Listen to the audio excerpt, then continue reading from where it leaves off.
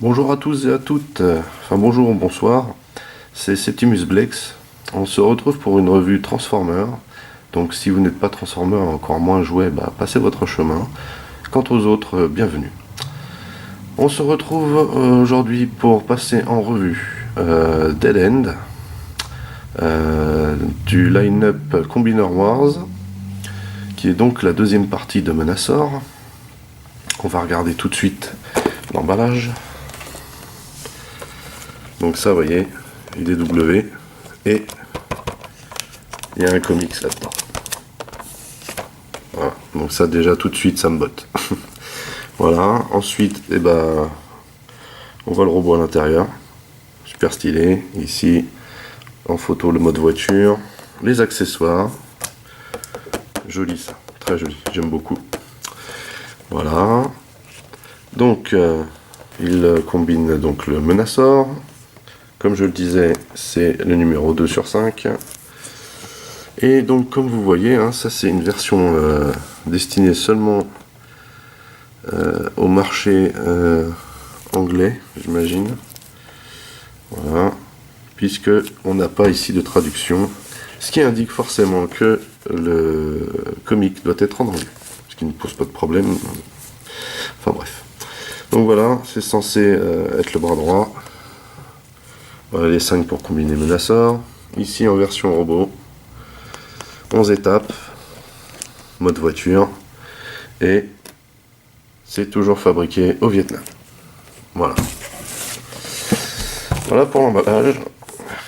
Jingle, et puis on se retrouve pour le déballage.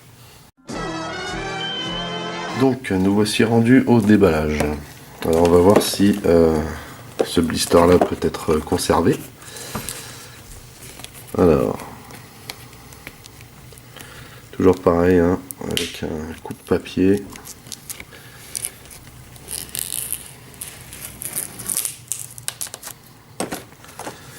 C'est la même chose en bas.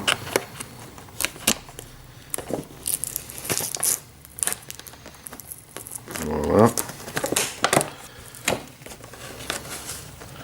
Et donc la bonne nouvelle, c'est que celui-ci peut être conservé, vous voyez, impeccable. Donc on peut sortir le matériel tranquillement, à savoir le comic. Voilà. Sympa. Ah, une notice. Voilà, encore du papier toilette si vous avez besoin. Et c'est à peu près tout dans la boîte. Est-ce que j'aurais zappé quelque chose? Donc la notice c'est toujours en dessin. Voilà. Toujours en dessin, vous voyez. Voilà. C'est pas trop mal. C'est acceptable quoi. C'est acceptable. Ensuite, on a donc le comic qui est très joli. Alors, est-ce que c'est numéroté? Je ne sais pas. Non, ça n'a pas l'air d'être numéroté.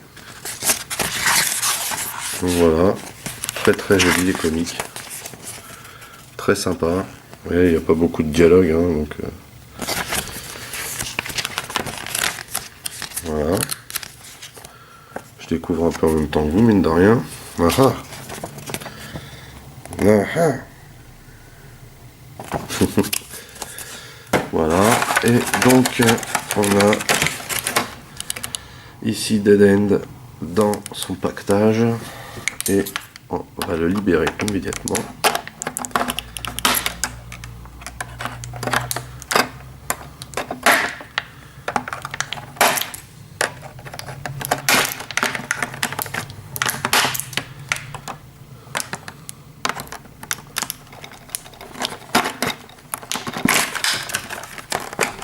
Voilà.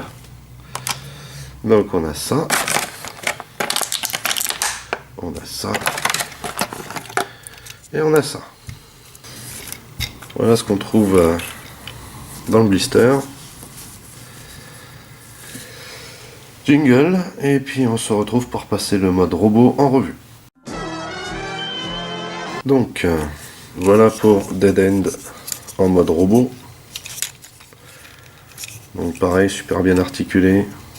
Ça, j'apprécie pas trop. Hein. Toujours du plastique de qualité là. Toujours du plastique de qualité. Ça fait plaisir. C'est vrai que ça aurait pu être pire, mais j'apprécie pas trop ça. Donc très bien articulé. Donc là, c'est pour la nécessité de la transformation, donc ça passe. Voilà. Très très sympa. Donc là, on a le symbole Decepticon et le visage qui est très très très sympa. Très joli. Vraiment. Voilà, donc l'éternel sac à dos. Hein. Voilà ce qu'il donne de dos. Très très très joli. Très sympa. Voilà, j'aime beaucoup. Franchement, j'aime beaucoup. Voilà. Ensuite, on a une espèce de baramine. Alors, qui viennent pas nous faire croire que ça peut faire pistolet, hein, parce que le pistolet avec le canon vers le haut, on est mal barré. Mais bon, ça fait une espèce de baramine, quoi.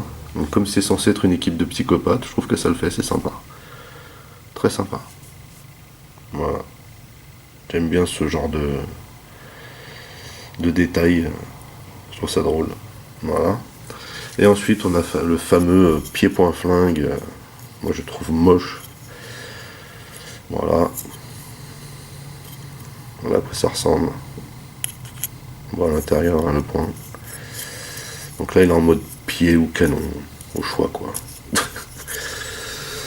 Donc, ce qu'on peut faire, donc, c'est pour... On peut mettre ceci dans la main. Voilà. Si vous avez un coup de barre. Voilà. Et donc, de l'autre côté, on peut mettre le pied-point-flingue. Comme ceci. Voilà. C'est moche. C'est toujours aussi moche. Je n'aime pas du tout le design de ce truc. Ça aurait pu être largement mieux fait. C'est sympa comme idée, mais ça aurait pu être largement mieux fait. Ça c'est du Hasbro tout craché, ça. On fait un truc qui est vraiment bien sympa et on vient tout gâcher avec ça.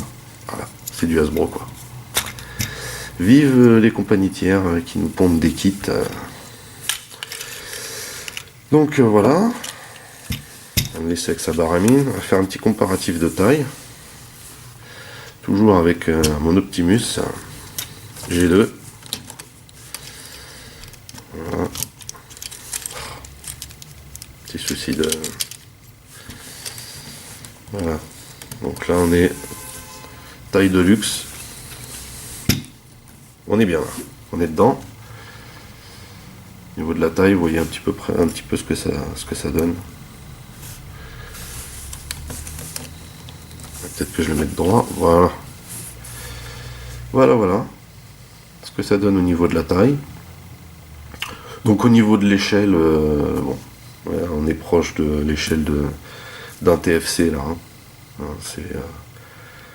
C'est ce qui fait d'ailleurs, je trouve, le charme de ce menaceur Hasbro. Voilà. Donc, jingle, et on se retrouve pour transformer Dead End en voiture. Donc c'est parti pour la transformation. Nous allons transformer donc Dead End en voiture de sport, si je ne me trompe pas. On va commencer par tourner la taille. Voilà. Ensuite, on déploie, vous voyez, les jambes comme ceci. Ensuite, on va aller replier comme ceci. Voilà.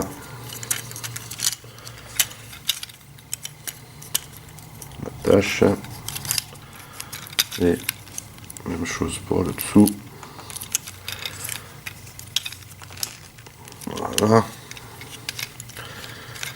Ensuite, on va replier les points. Voilà. On va venir glisser à l'intérieur. comme ceci. Voilà. Vous voyez, hop, on glisse ça à l'intérieur et on boucle. Voilà. Et donc pour cette partie, vous avez simplement à rabattre l'avant comme ceci. Voilà, ça se clipse. Le dessus, cockpit. Voilà. Et vous venez rabattre cette partie voilà, comme ceci. Voilà. Du coup en dessous on voit pas énormément qu'il s'agit d'un robot. C'est bien fait, c'est bien fait. Jolie pièce, hein. Très jolie pièce. Vraiment. Et voilà. Donc Dead End en mode voiture de course.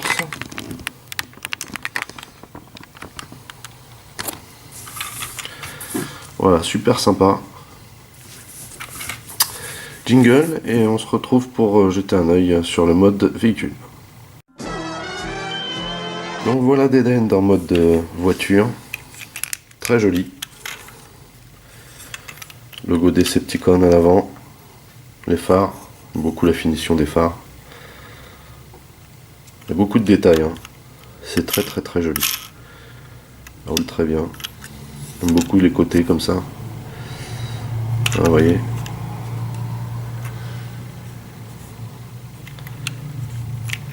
C'est très très très sympa. Les feux à l'arrière. Donc ensuite, bah, pour les ports, vous en avez là. Vous pouvez très bien mettre un petit pot d'échappement là. Voilà. Ça c'est sympa ça. Ça c'est pas mal. Pas mal ça. Pas mal, j'aime bien. Sinon, bah, vous avez cette solution là aussi. Beaucoup moins bien. Au-dessus, bah, c'est la même. Hein. Petit pot d'échappement au-dessus ou une grosse cheminée. Comme ça. C'est ridicule. Voilà.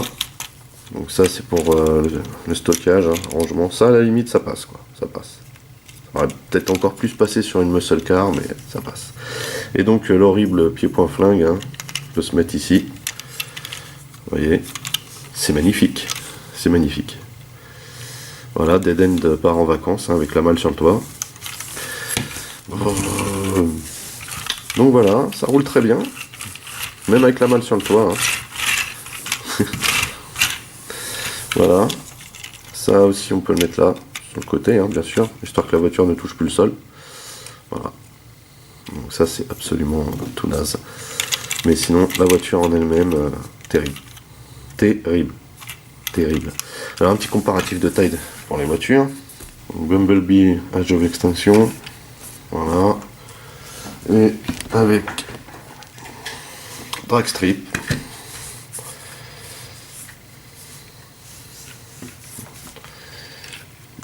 Plutôt les mettre voilà. Voilà. Donc voilà, l'échelle ne choque pas. Hein. On a deux Stunticon ensemble. Donc on voit quand même que Dragstrip est quand même plus grand. Jolie voiture de sport quand même. Hein. Vous voyez, au niveau de la taille, ce que ça donne. Voilà. Voilà. Bah écoutez, j'étais content de passer ce petit moment avec vous. J'espère que c'était pareil pour vous. Je vous dis à très bientôt pour une autre revue. En attendant, passez de bons moments. Bye bye.